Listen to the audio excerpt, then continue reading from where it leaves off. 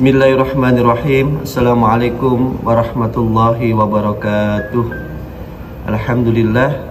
Alhamdulillahilladzi an'ama bi ni'matil iman wal islam wa hiya a'dhamun ni'am. Asyhadu an la ilaha illallah wa asyhadu anna Muhammadan abduhu wa rasuluh. Alhamdulillah, kita sudah memasuki bulan Ramadan, bulan yang penuh berkah ini. Marilah kita isi bulan Ramadan ini dengan hal-hal yang bermakna, yang berkualitas, agar ibadah Ramadan menambah pahala, menambah iman, menambah ketakwaan kita kepada Allah. Yang pertama, supaya ibadah Ramadan kita ini semakin berkualitas, kita harus bekali dengan ilmu agama yang baik. Karena ilmu itulah yang bisa membimbing kita menuju kebahagiaan dunia akhirat. Ulama menjelaskan al-ilmu thariqun ilal iman. Ilmu yang baik itulah yang akan membimbing menuju pada iman yang berkualitas. Wal imanu thariqun ilat taqwa. Dan iman yang benar itulah yang membimbing kepada ketakwaan. Wat taqwa zadun ilal jannah. Dan takwa itulah yang menjadi bekal untuk menuju surganya Allah. Di dalam surat Al-Mujadalah ayat 11, Allah berfirman, yarfa'illahu alladhina amanu minkum walladhina utul ilma darajat. Allah akan mengangkat derajatnya orang beriman di antara kalian dan orang yang memiliki ilmu. Jadi kalau kepingin kita berkualitas, bermakna di sisi Allah, kita harus memiliki iman dan juga harus memiliki ilmu dan juga ketakwaan yang berkualitas. Itulah yang akan mengantarkan kita menjadi orang yang mulia di sisi Allah. Yang kedua, agar ibadah kita ini semakin berkualitas di bulan Ramadan ini, kita harus banyak beristighfar, banyak bertaubat kepada Allah setiap hari.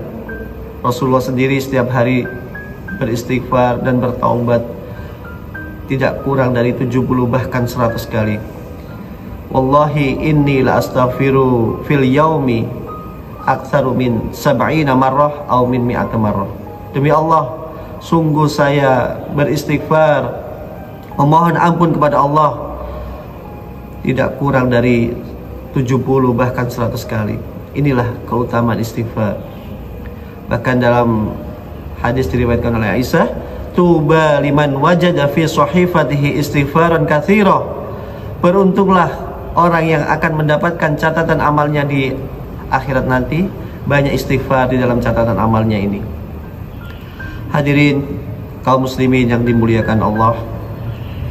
Yang ketiga, supaya ibadah Ramadan kita ini semakin berkualitas, kita harus terus banyak berdoa kepada Allah, banyak berzikir dan banyak bersyukur.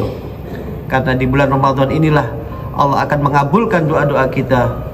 Kita harus banyak berdoa, banyak berzikir dan banyak bersyukur. Kita diberi kesempatan oleh Allah di bulan Ramadan yang sangat berkah ini. Karena banyak orang sebelum Ramadan sudah dipanggil oleh Allah. Makanya jangan sia-siakan kesempatan yang sangat mulia ini di bulan Ramadan yang penuh berkah ini. Yang keempat, supaya ibadah Ramadan kita ini semakin berkualitas, kita harus terus meningkatkan kualitas ibadah sholat kita. Kita harus memperbaiki, mengoreksi agar sholat kita semakin baik dan semakin baik. Terutama sholat 5 waktu berjamaah disempurnakan dengan sholat-sholat sunnah, qobliyah, ba'diyah, sholat tarawih, sholat tahajud atau sholat malam, sholat duha. Inilah kesempatan yang sangat emas, kesempatan yang sangat berharga ini jangan sampai kita lewatkan. Karena as-sholatu imaduddin, sholat itu adalah tiangnya agama. Faman aqamaha faqad aqamaddin. Siapa yang menegakkan sholatnya sama dengan menegakkan agamanya. Faman hadamaha faqad hadamaddin. Siapa yang merobohkan, merusak sholatnya atau merobohkan sholatnya, faqad hadamaddin, sama dengan merusak agamanya. Na'udzubillahi min syarri dzalik.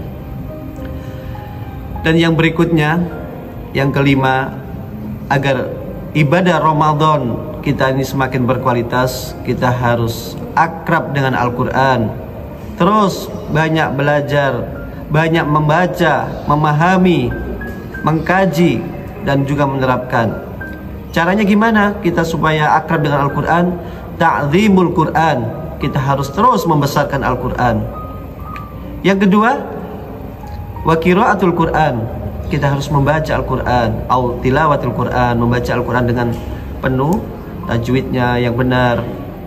Yang ketiga, wa tafhimul Quran, harus memahami isi Al-Quran.